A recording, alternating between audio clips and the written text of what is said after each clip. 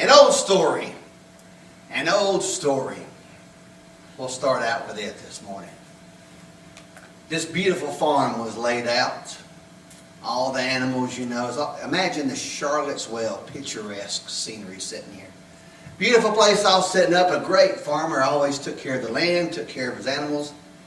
One day, a pig and a chicken get to talking. You know, we got the best farmer we've ever there could be. He's always feeding us. He's giving us all the extra stuff. Man, he gives everything he can. He makes sure, you know, that the chicken says, make sure I got plenty of feed, plenty of grass, plenty of bugs. You know, he sets things out for me. Everything is set. Pig is like, man, he always gives me extra water, makes my own mud hose. He gives me everything I can do. You know what? We need to do something for him. We need to definitely fix him a great big breakfast, Nutty. And the pig's like, yeah, we can do like a bacon, or the chicken said, we can do like a bacon and eggs kind of thing, you know. And the pig stopped for a second and goes, wait a minute. Now with me, the pig said, with me, with you, that's a donation, but with me, that's a full commitment. You know, you're going to have to cut off a piece of me to get this bacon. So they kicked this idea around a little bit, and they said, no, this ain't going to work according to what the pig had in mind. You see, we've got to decide in ourself, our walk with Christ. Are we going to be someone who just wants to make an occasional donation? Or are we going to be someone who wants to fully commit to be as Christ would have us to be, and to fully give to Christ everything that we've got? Y'all know the Olympics just started. I don't know if y'all got to watch any of them, the opening ceremonies or some of the... I love watching the Olympics. It's always fun. Man, you learn so much about all these people and countries, you know. When they're having the big ceremony where everybody's coming in, you sit there and think, I didn't even know that was a country. I didn't know it was a place. I didn't know it was a real thing, you know. And all these countries are just tucked in and hidden, all these islands. But you get in there, and when all these athletes come in, you realize the dedication when you start hearing their stories.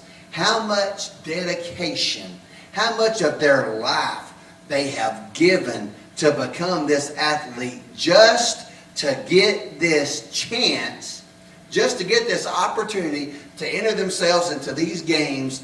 And for some of them, it might be a one-time shot, according to which, you know, event you're in. For others, the different, you know, ages, you know, you can work your way on up. Maybe you can be there for several Olympics. But for some, like I say, it might be the only time. And the bad part is, just because you've come to one Olympics doesn't mean that you're going to make it and be good enough the next time the trials come around to make it into the other one. You know, so you've got to be prepared and to stay in the train constantly in order to make the Olympics. Well, this year, the flag bearer for America as he was coming in was Michael Phelps. You know, the most highly decorated or most decorated Olympian in history. Now, he now's got, Lord, I don't know how many medals he's got. I had wrote it down on a piece of paper and then forgot to transfer it over. He's got more medals than anybody else. And stands a chance, of course, just to keep on adding to it. But when you look at what all he has gone through in life and how much he trained and what he has done, then you can see why his dedication is paid off and he has gotten these many medals. I just want to read you just a few little things here, because I couldn't even come close to remembering all this. But now some of this is from previous. Couldn't find much on his training here lately, because, you know, nowadays everything he went through, some stuff changed. And once he went through that part of his life, and some of it's more secret. But this is the way he used to train when he was going into the Olympics. He was talking about that he would get his body totally relaxed. And it started when he was a tiny little kid, I mean below 12 years old, that his mom would sit there, and every night his coach taught him this routine, that his mom would teach him how to relax every part of his body. And every night, his mom was dedicated enough to come in there and read to him and tell him different things. Now relax this and do this. And it got to where as he got older, eventually, he could start telling himself how to relax, how to clear your mind. And he would sit there to where he could run through get himself just so, you know, so in tune, you know, or so relaxed that he could clear his mind enough to when any situation would come up, he would be able to handle it because he would be so relaxed. He'd be able to think about what might happen, think about what's going on. Such as one time when he was doing one of the butterfly events, his goggles, of course, came off, and filled up with, whatever it was. I guess it's pool water, at least it wasn't salt water. And then he couldn't see, but he still was able, because he had trained so hard just to count his strokes, to be able to get to the wall. Nobody's going to be there, even though he couldn't see. So nothing could hinder his racing. Nothing could hinder what he went through, because he was so prepared. His workout was a 7-day-a-week workout. That included everything from, let's get it here, 50 miles a week of swimming, twice a day from the time that he was 12 years old. He would have 70 workouts over a 3-week period, 90 minutes a day of aerobics exercises, 3 or 4 miles of wake-up laps from the time he woke up in the morning. Midday practice was 2 hours at top speeds, trying to get his endurance up. Then he would go back and do weightlifting, things to increase his lung power. He would do kickboards, flow, anything that you could think of that would make himself a more powerful swimmer, one that could last through every situation. These exercises are what was put upon him. And his coach made it 7 days instead of 6, unlike it to us, because he said, if you leave one day out, then you will be 1/7 less trained than you should be. Now, as a Christian, even though Sunday is our day of rest, I'm still thinking the same thing. You know what? We shouldn't leave God out on our day of rest, or any other as well. That should be the same kind of walk that we do. Success requires having a game plan, discipline, patience, and execution. And you sit there and you watch. Did y'all see when that one guy got up on his getting ready to dive in? And right before, they can do these false starts. And right before he dove in, somebody in the crowd made a noise. And he dove. And of course, then it was like, here he is, his chance. He made the Olympics. He dove in too soon. Thought he was disqualified. Man, he got out. He was in tears. He was just crying, thinking, oh, I have blown it. I've blown my chance. Well, it turned out they ended up doing some kind of a redo. And looked at it, and because somebody in the crowd had made the noise, that they put him off into another heat, and he got to retry.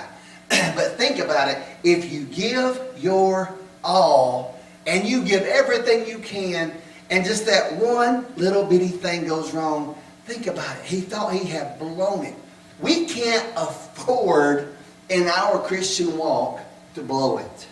We can't afford to not be ready. We can't afford to not be prayed up, to not be stayed up, to not be kept up in God's Word. We can't afford to take any time off from setting our goals upon God and training the Christian man within us so that we will be prepared to make heaven our home.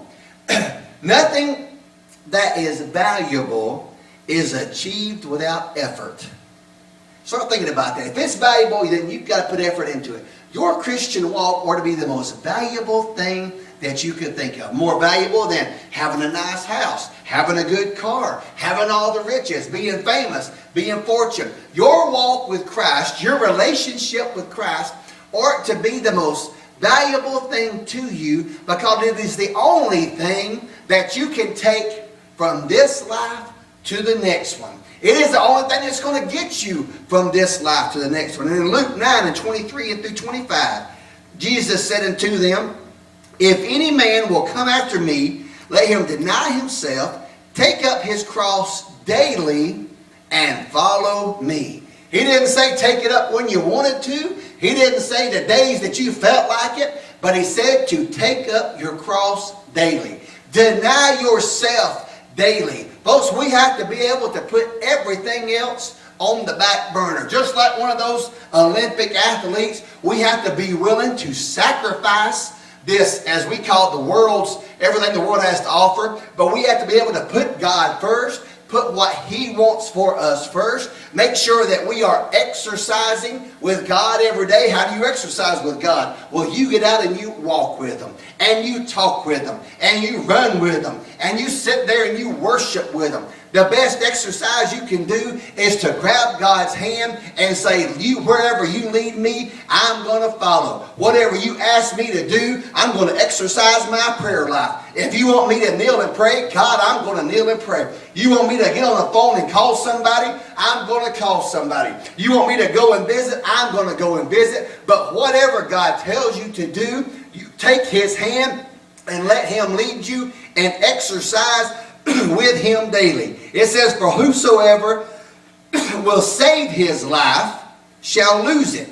But whosoever will lose his life for my sake, he shall save it. For what is the man advantage that if he gain the whole world and lose himself and be cast away?"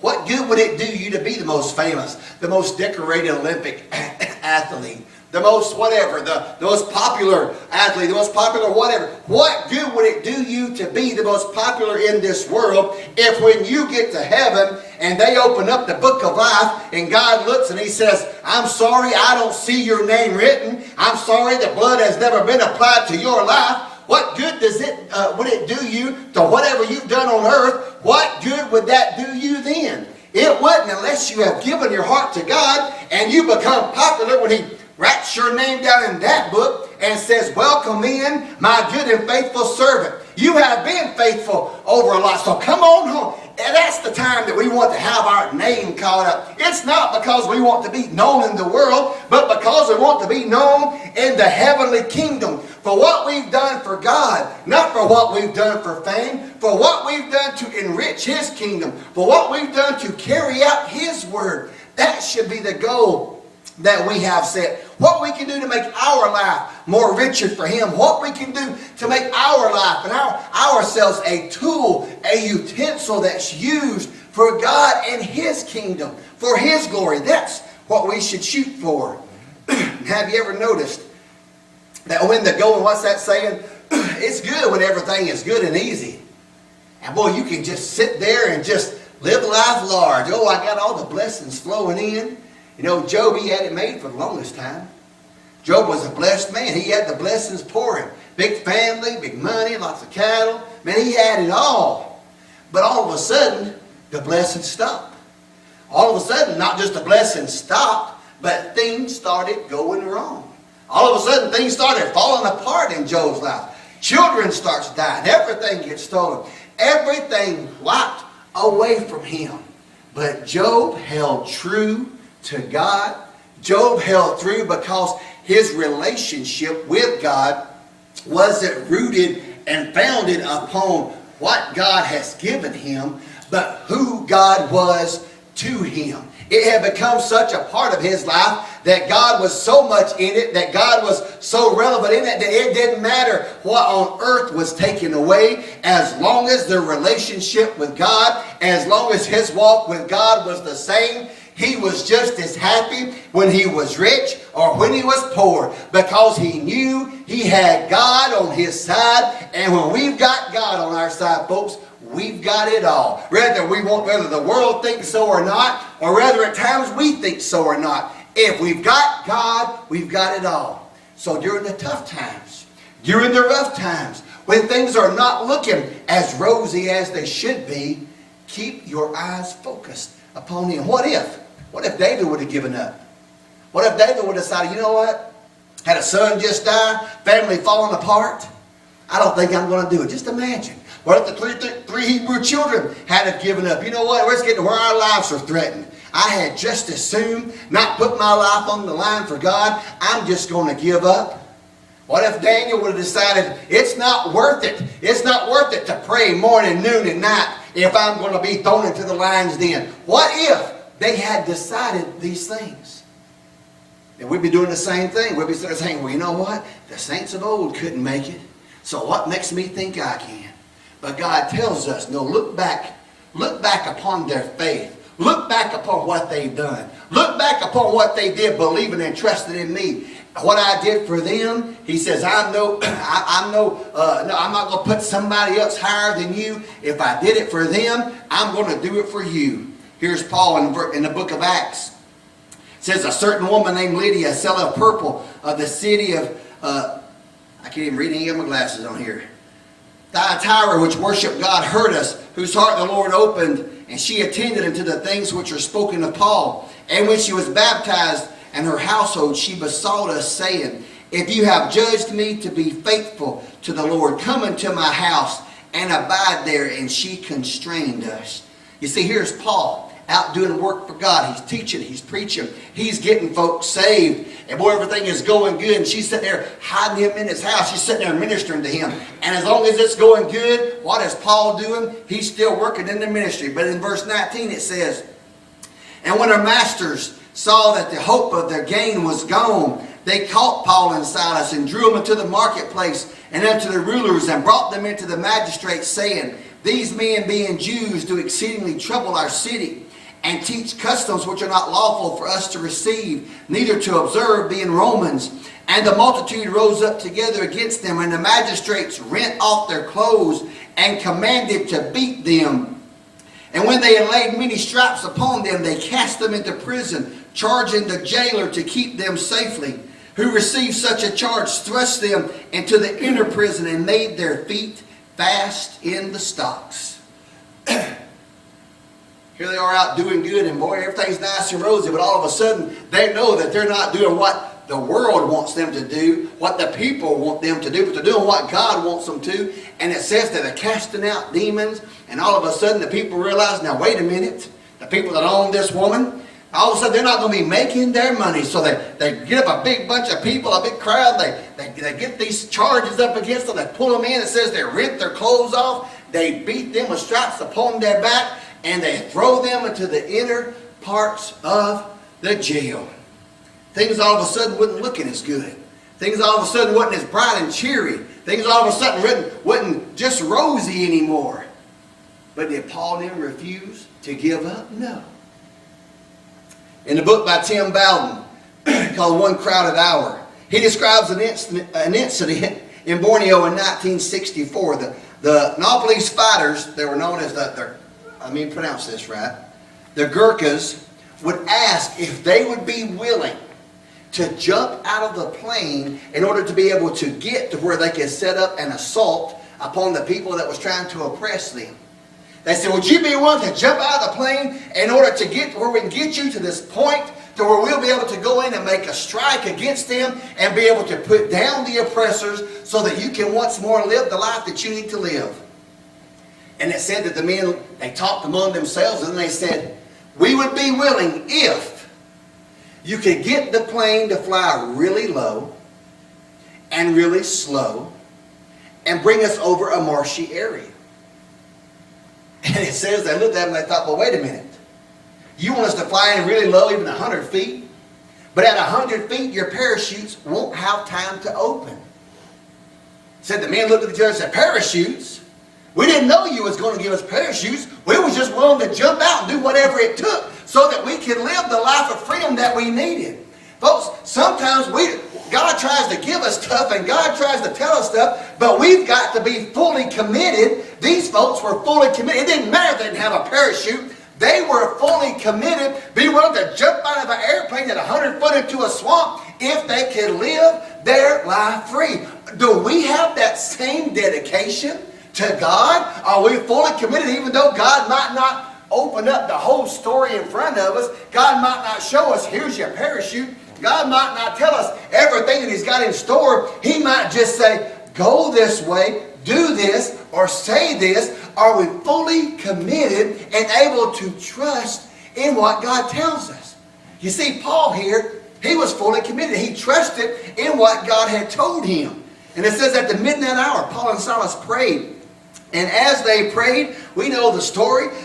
All of a sudden, the chains fell off. People started singing, or they were singing and shouting. Everybody was going crazy. Everybody's stops come off. And here come the jailer running right back in there. And he's like, oh Lord, is anybody gone? Knowing if someone was gone, it was going to be his life that was put to the part.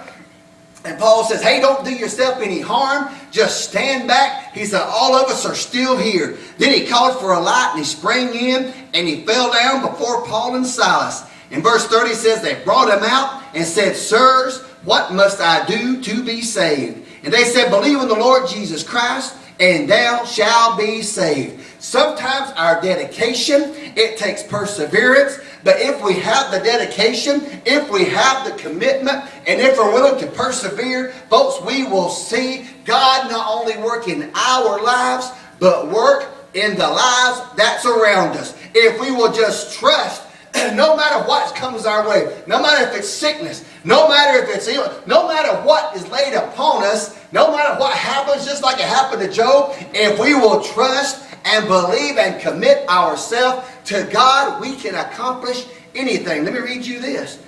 Walt Davis was totally paralyzed by polio when he was 9 years old, but he did not give up. He became the Olympic high jump champion in 1952. Polio from 9 years old to all of a sudden the Olympic high jump champion in 1952. That is someone that is committed and dedicated and won't give up. Shelley Mann, paralyzed by polio when she was 5 years old, but she would not give up. Eventually claimed 8 different swimming records for the U.S. and won a gold medal at the 1956 Olympics in Melbourne, Australia. Folks, it doesn't matter what hits you. If you've got it in your head and you've got it in your heart and you're committed to God, He will see you and bring you through every circumstance that comes your way. One more. In 1938, Karola Takas, a member of Hungary's World Championship pistol shooting team and a sergeant in the army, lost his right hand when a grenade he was holding exploded. But Takas did not give up. He learned to shoot left-handed and won a gold medal in the 48 and the 52 Olympics. It doesn't matter. Don't tell God, oh, it's just like Moses. But God, I just can't speak good. God says it doesn't matter if I'm the one that's on your side, if I'm the one that's training, if I'm the one that's teaching, if I'm the one that's leading, I will take care of what situations come before you. But Lord, I just had my hand cut off. But didn't I give you 2? Learn to use the other one. We sit there and try to sell ourselves short to God. We sit there and try to make the excuses up when God is sitting there telling us, don't you know I created you? Don't you know I'm the one who made you? If you will just give yourself to me, oh, what a team we could be. But we sell ourselves short because we're too busy looking at us and trying to find a way out. You got to be committed. You got to be dedicated. You know what it took? Do you know what it took to get us a ticket back into God's graces? Y'all say it with me. For God so loved the world that He gave His only begotten Son, that whosoever believes on Him should not perish, but have everlasting life. Folks, Jesus was committed to us. He was committed so that we could have that way back. And what did He give? He gave His life.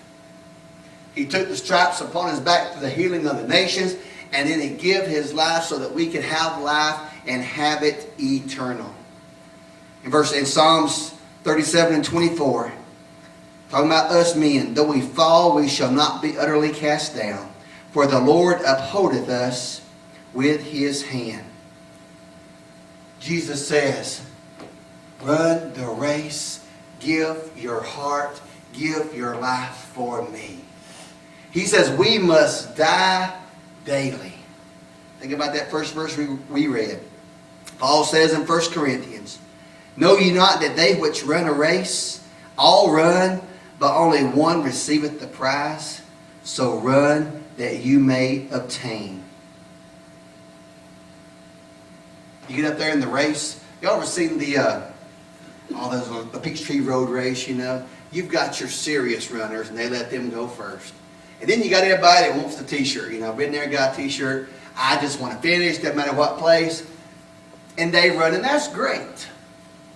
But if you're going to be in a race, you're supposed to and want to run to win. Why even enter the race if you don't want to run to win it? You know? Now, your winning version could be, you know you can't compete with these guys that can make this running 25 miles an hour, but you look at, you know, you set your watch. I normally make my 13 miles in whatever, my half marathon. I normally make it in this time. Today I'm going to race and I'm going to do my best and I'm going to beat my time. I'm going to be the best that I could be. But you've got to run it like you're there to win it. That's the way our Christian life's got to be. Why get in it and act like you want to be a Christian? Get in there and do what you're supposed to do to be a Christian. Put your eyes upon the prize. Don't settle for mediocrity, but keep striving for excellence. Try to be the best Christian that you can be. Be a contender and not a pretender. God tells us, don't be lukewarm. If you're lukewarm, I'm going to spew you out of my mouth. So if you want to run this race, run it. If you just want to be seen by everybody, well, you go be seen by everybody. But you're not going to win the prize. Your prize is going to be letting everybody see you. But he says to run the race like you want to win and like you're going to obtain. And every man that striveth for the mastery is temperate in all things. Now they do it to obtain a corruptible crown, but we are incorruptible. I therefore so run, not so certainly so fight, not as one that beateth the air, but I keep under my body and bring it to subjection, lest by any means I have preached to others, I would find myself a castaway. 2 Timothy says, for I'm ready now to be offered. The time of my departure is at hand. I fought a good fight. I finished my course. I've kept the faith. Henceforth there is set up for me a crown of righteousness, which the Lord the righteous judge shall give me at that day. And not only to me, but to all and them that also love his appearing. Paul said, don't just sit there and just shout a box. Get in the game and get running. He says God has got a plan set up. You know when they do the Olympics, you know, they get those medals if they win, come in first, second, third, they get gold, silver, and bronze. They get these medals and boy, they're, hey, look, I got it. You know, it's a big old hunk of gold, you know. Don't worry, the government taxes it on them, you know, even though it's crazy. But here they are, they win these big old gold medals. Now in the old days, in the Bible days, they used to compete for this little crown that they put on, you know, made of all the cool, you know, I won't say weeds and vines, you know, the laurel leaves. And they get their crowns, and they get, you know, what eventually is going to go away. We were looking, I looked at my garage the other night, and she looked this morning, I think it was, and we've got all of our old trophies from when we played baseball and when she did all her cheering and whatever. All these trophies, and they're either covered with dust, broke, you know, whatever. They don't really have that much meaning anymore because at the time, man, it was great. We have a trophy case in the back of the church filled with trophies from all of our boys' clubs and girls' clubs and YWEA things, and that hardly anybody even looks at anymore. You know, but boy, when we're first wanting those trophies, we get in and we strive for them. We try our best. We train for them. We do the best to get them. But they all go away. They all, like in the old days, they all rot. That little crown, you know, it's gone. The trophies that we've got, the plastic, the wood, they break, they're dust. They're no good anymore. Paul says, strive for a crown of heavenly manner. Look forward to the crown that Christ is going to give us. Dedicate your life so that you can get from Him what He wants you to have. Come to the instruments. Philippians 3 and 14 says, I press for the mark, for the prize of the high calling of God in Christ Jesus. Every day we get up, we take up that cross, we die to ourselves, and we press for the mark. We press for what God has set for us. Here it is. This is the mark we've got to get to. Press for that mark, to live your life for Him. If I say this name wrong, I apologize to this guy and his family. Fritz Kreisler was a famous, or is a famous violinist. He testified to this point when he said, narrow is the road that leads to the life of a violinist. Hour after hour, day after day, and week after week, for years, I lived with my violin. There are so many things that I wanted to do that I had to leave undone. There are so many places that I wanted to go, but I had to miss if I was going to master the violin. The road that I traveled was a narrow road, and the way was hard. In other words, he was saying I had to give up so much. You know, as a teenager, I didn't make it too very long. My dad got me this guitar at 14. I played it for a little bit. It took me a couple months lessons. You know, I started playing it. Deer season come along. All my friends, we always went to deer camp. Put the guitar here, grabbed up the 270, you know, never looked back. You know, I want to spend more time with my friends. I want to spend time hunting. Next thing you know, spring comes around. Oh, grab the fishing pole, put the 270 up, grab the dial up. You know, I didn't practice that guitar nothing like I should have.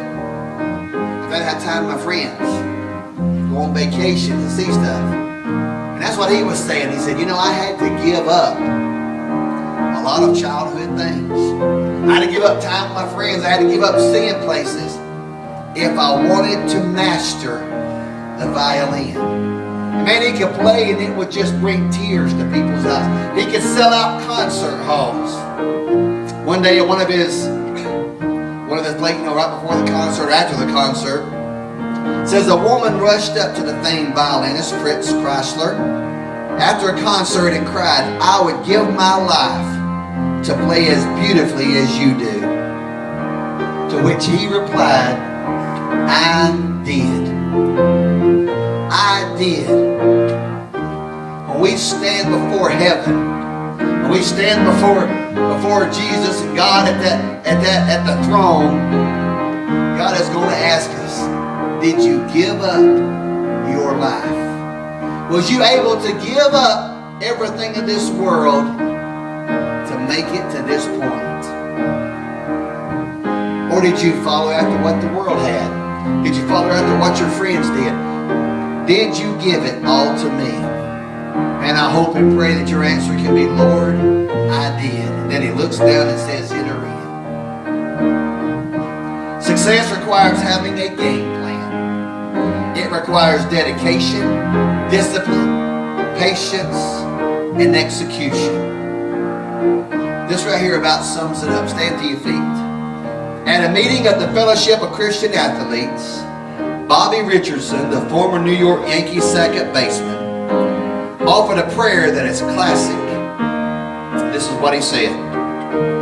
Dear God, your will, nothing more, nothing less, nothing else. Amen. Is that your prayer this morning? Stand to your feet. Let's pray. Father, Lord, as we bow before you this morning, God, Lord, we come with a humble and a grateful heart.